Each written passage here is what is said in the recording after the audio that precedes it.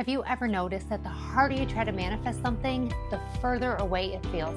You visualize, you script, you do affirmations, all the things. So why does it still feel like your dream life, the thing that you're working so hard to get, is so far away? After years of manifesting and looking back at what happened when I've actually received the manifestation and deconstructing it, I don't think most people are failing because of the technique. I think they're accidentally creating distance without even realizing it. Today, I want to share with you the 5 biggest reasons why your manifestation feels so far away and what finally changed it for me. And stick around to the end so you don't miss the last one, because I think this is one that's really tripping people up. So the first reason is the lack of trust in the process. And this does not just get newbies. This impacts people who are just starting out and people who have been manifesting for years. And sometimes this even gets me. When you first start manifesting, you're excited. Maybe you've seen people who have had success and you're riding that wave.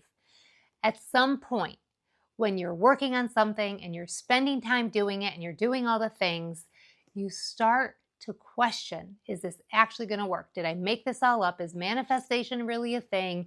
And the overthinking starts, and the questioning starts, and the lack of trust slowly but surely creeps in.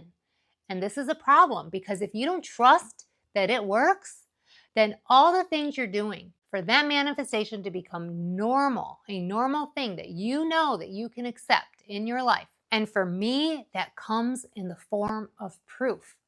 So if this is you, I want you to take a step back from whatever that big manifestation is. You take a step back, reel it in, and go back to the basics, starting with something small. A cup of coffee, someone holding the door open for you, a specific stuffed animal, a purple pineapple, a pink elephant, anything that's very small, that it doesn't take your subconscious much to believe it's possible. And then you're going to watch for that something small to show up in your life.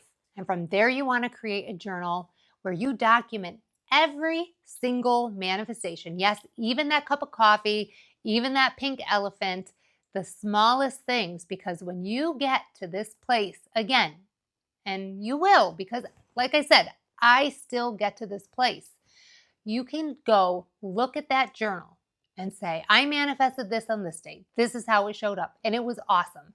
I didn't expect it. The strangest things happened, and it definitely works. So you don't have to go through these steps of pulling yourself back and manifesting that something small again, because you can use your proof journal. Number 2, you haven't visualized enough.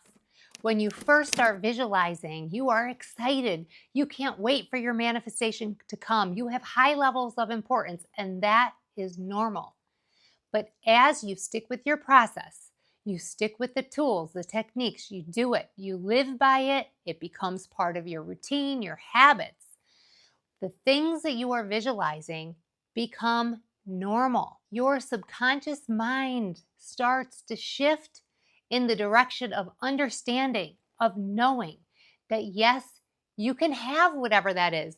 That belongs to you. And that's when things start moving. But if you haven't visualized enough, if you haven't walked the steps you need to walk to get to that manifestation yet, you haven't neutralized those important levels, your subconscious mind hasn't shifted yet, and you need to put more time in. And I don't mean more time in, if you're visualizing for 5 minutes every day, you got to do it for 30. I mean time in general. You just need to stick with that process. You just need to do those things. And I can't tell you how many times I have said to myself, whether it was money or the car or the house or the kids or whatever I was manifesting at the time, that I was like, but I know, I believe it. I know I could have it. And I really have shifted and I believed it. And it didn't show up. And then a year later, it did show up. Trust me, you just need to keep doing those things, and you have got this. If this is resonating with you, make sure to give me a thumbs up and subscribe to my channel. The third reason is overthinking and questioning and asking the universe for signs. This means you're not trusting yourself. It takes us all the way back to that first one. If you are looping and wondering, is it working? If you are asking yourself, maybe I need a new technique. What is the best manifestation technique? How do I do the technique? Am I doing the technique wrong? I want you to take a deep breath and take a step back. That constant questioning, that constant doubting yourself, the looking for reassurance reinforces the uncertainty that you can have what it is you want. I really want you to stop restarting using the techniques every few days. You can stack techniques and use multiple techniques. If you come across a new one that resonates with you, go ahead and add it on, because stacking methods does allow you to spend more time in the reality that you're creating. However, when it comes from a place of questioning, if it doesn't move you out of that space, I want you to relax. I don't want it to come from a place of stress and the overthinking.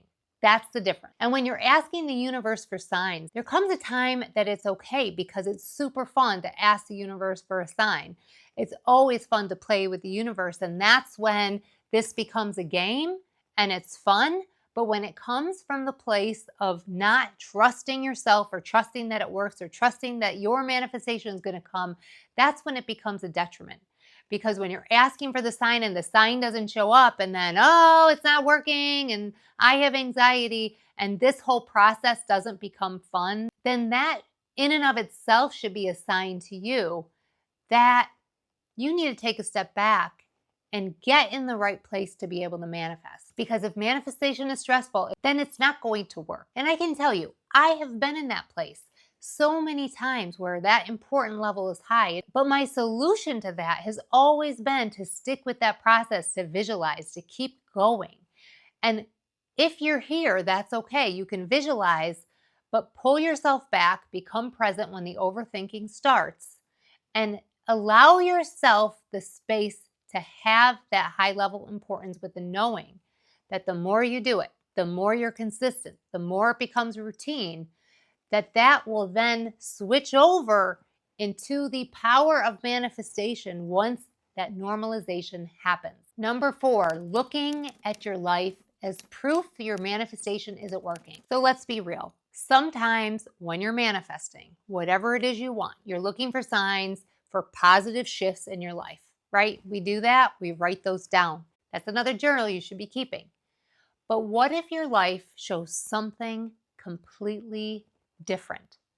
So let's say I'm trying to build a better relationship with someone. Let's say it's a coworker, a friend, a boss, a dog, whatever. And you are visualizing this positive interaction with this person, or a resolution to whatever the issue is.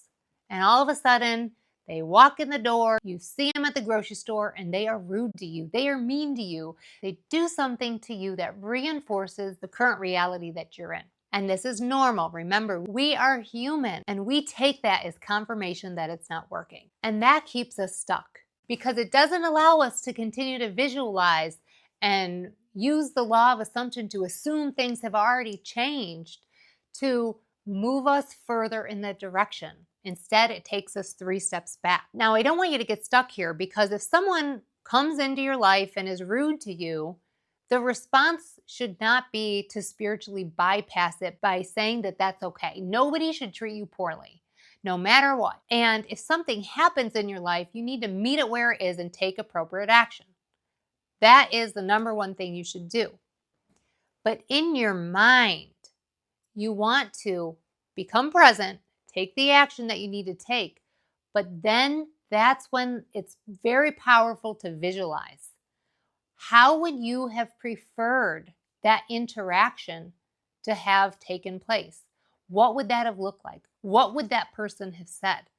So instead of getting stuck and angry or down on yourself that it didn't go the way and your manifestation isn't working, use it as an opportunity instead to wake up.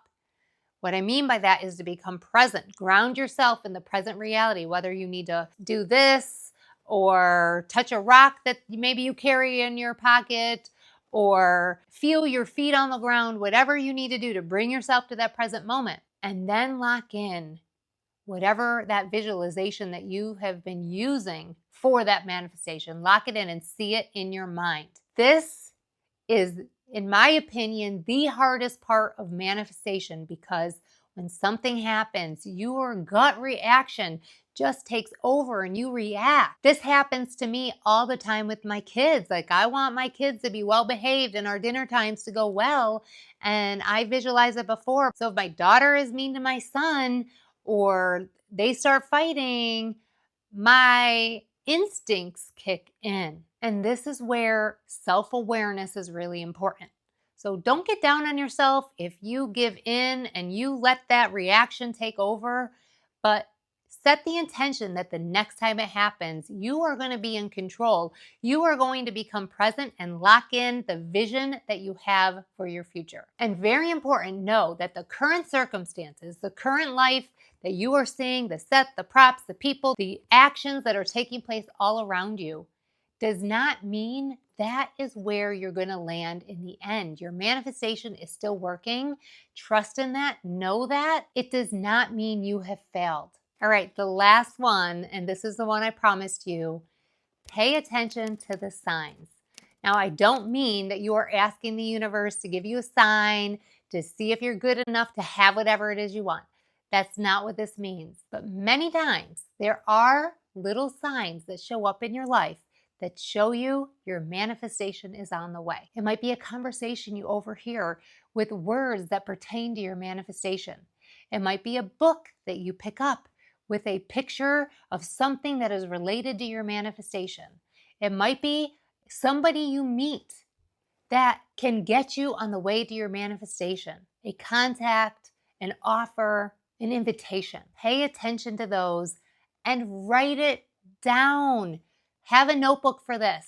And then every single week, I want you to come back to that notebook to look at those signs so you can build up that trust I was talking about. Because when you have a record of it, it helps you believe it. If you haven't grabbed my 1-minute mirror reset that you can use as another method to help you on your journey, grab that in the comments below. I'll post a link for you there. All right, so tell me in the comments, which of these 5 things are you experiencing right now? I want to know. Put it in there. And if you haven't subscribed to my channel yet, give this video a thumbs up, subscribe. And if you haven't caught my video yet on manifesting multiple things at the same time, I think you'll like that. Catch that here. I hope you guys are doing well, and I'll catch you next time.